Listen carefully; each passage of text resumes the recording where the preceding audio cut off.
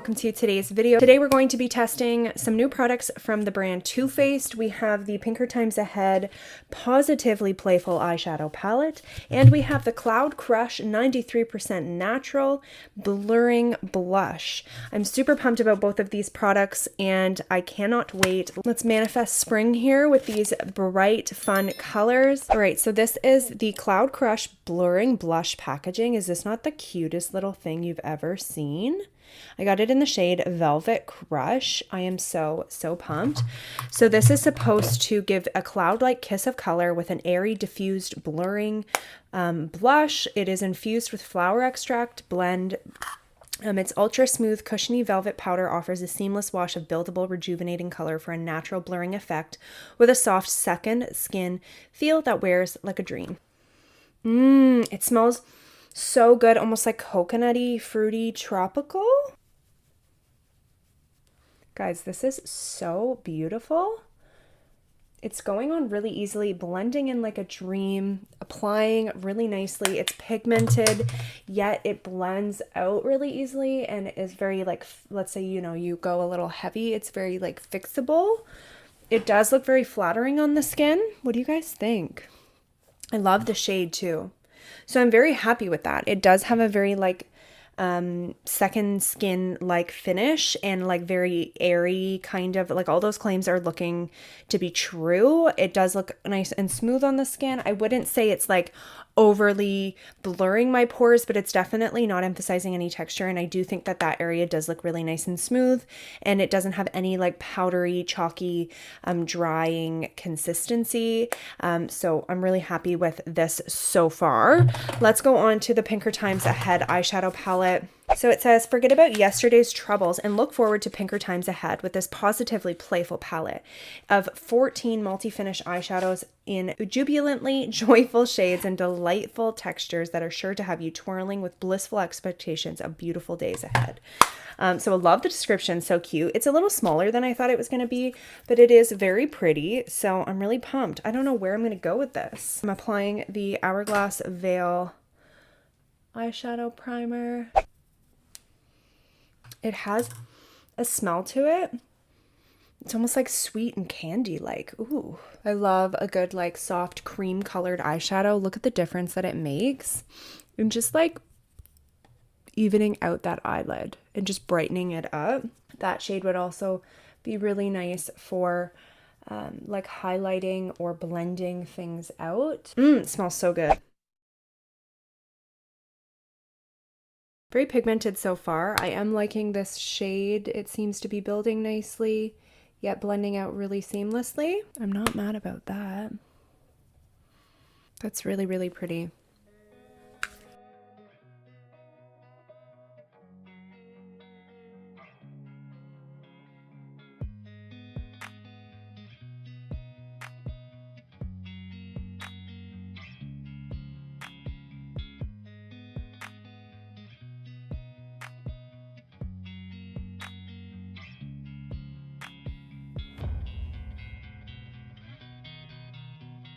I'm not impressed with these metallics. Okay guys, this is where this palette takes a turn. I have applied 3 metallics. I applied this one here, which had that kind of marbled finish to it. And as you can see on this eye, that it applied. Like it barely added any color. It's a very soft and subtle metallic, which, okay, fine, right? Like good to have those for those people that aren't like, bam, in your face. So then I thought, oh, this one looks like it's going to be a little more bam. Well, I applied it over top and it added a little bit more like light reflectiveness, but not a whole lot. Then I applied this like opalescent one thinking, oh, that's really going to brighten it up. It barely applied anything. Then I wet my brush and applied. And number one, it's picking up kind of chunky. But when I apply it, it's even wet.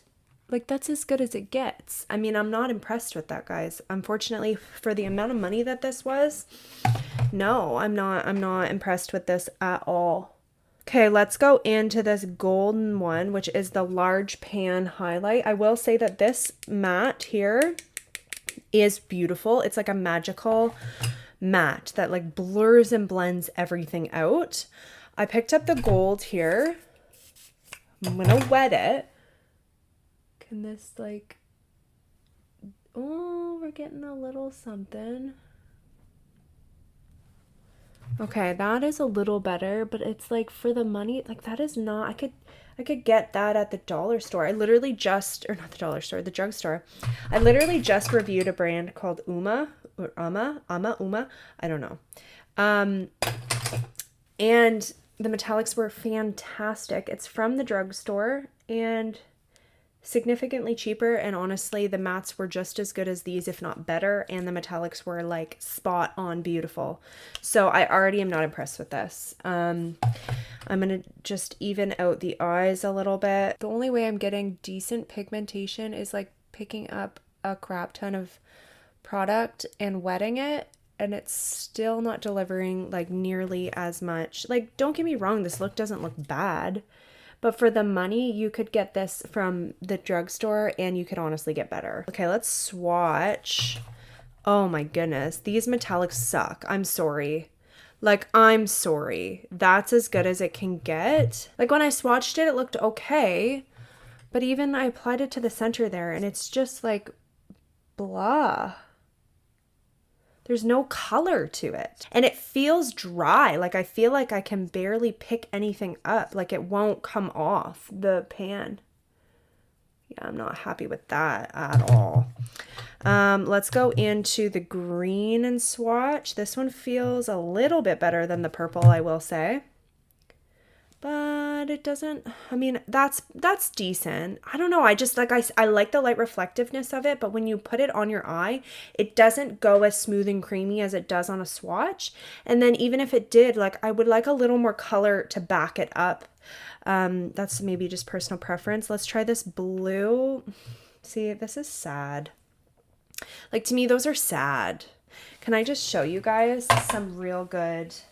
I know it's a little bit more bright neon, or there's this one too. It's like these are two greens from ColourPop, and I'm going to show you the difference in pigmentation. Do you see that? The difference there?